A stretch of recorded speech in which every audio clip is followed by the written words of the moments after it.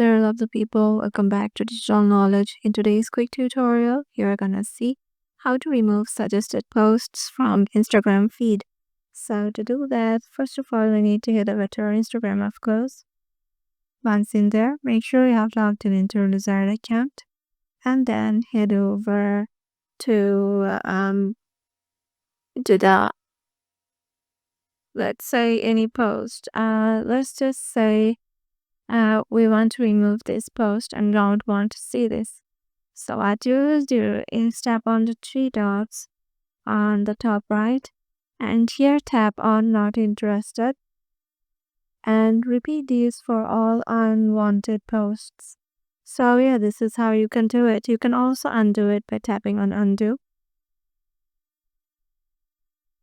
and they will suggest your post like this.